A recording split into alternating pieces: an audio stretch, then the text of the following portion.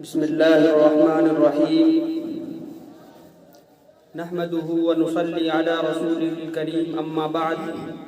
فقد قال الله تبارك وتعالى في القرآن المجيد والفرقان الحميد أعوذ بالله من الشيطان الرجيم بسم الله الرحمن الرحيم أفحسبتم أنما خلقناكم عبثا وأنكم إلينا لا ترجعون صدق الله مولانا العظيم.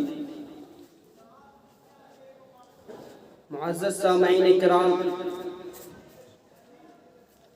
اور حاضرین گرامی، آج کے اس باوقار اور پررونق مجلس میں آپ حضرات کے سامنے کچھ عرض کرنا چاہتا ہوں، اس امید کے ساتھ کہ شاید کہ اتر جائے تیرے دل میں میری بات. سامعین کرام، منزل کے جستجو میں کیوں پھر رہا ہے راہی، اتنا عظیم بن جا کہ منزل تجھے تلاش کر.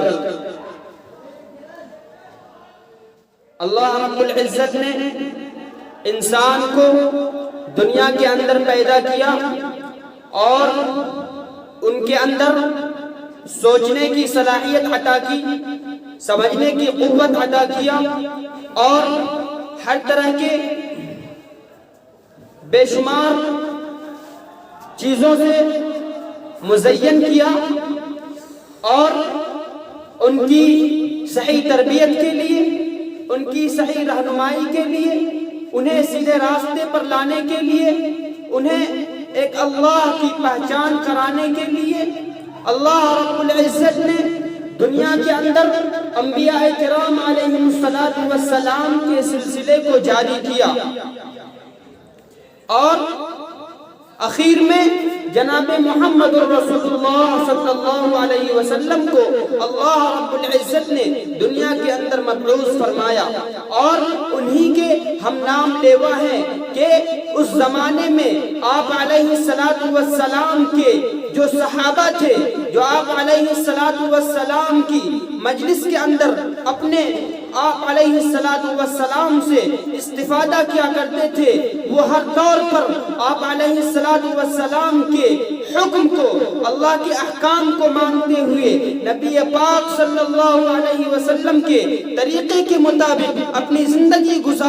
گزارنے کے لیے ہر ممکن کوشش کیا کرتے تھے. جو بھی حکم آپ علیہ السلام کی زبان مبارک سے نکلتا تھا، اس حکم کو صحابہ کرام رضوان اللہ علیہم اجمعین بخوبی انجام دیا کرتے تھے اور اس حکم کو پورا کرنے کے لیے اپنے تن من دھن کی بازی لگا دیا کرتے تھے. انہی کے آج ہم نام لیوا ہیں، تو کیا ہم اپنے اندر اس چیز کو دیکھتے ہیں کہ صحابہ کرام رضوان اللہ علیہم اجمعین نے آپ علیہ السلام کے حکم کو پورا کرنے کے لیے تن من دھن کی بازی لگا دیا کرتے تھے؟ تو اللہ رب العزت نے انہیں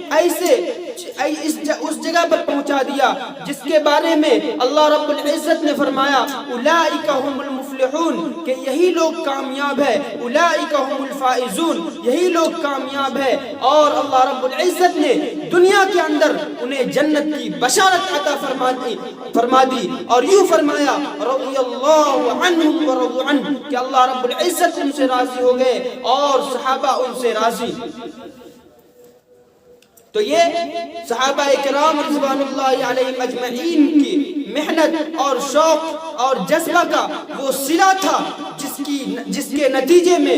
اللہ رب العزت نے صحابہ کرام کو دنیا کے اندر جنت کی بشارت عطا فرما دی.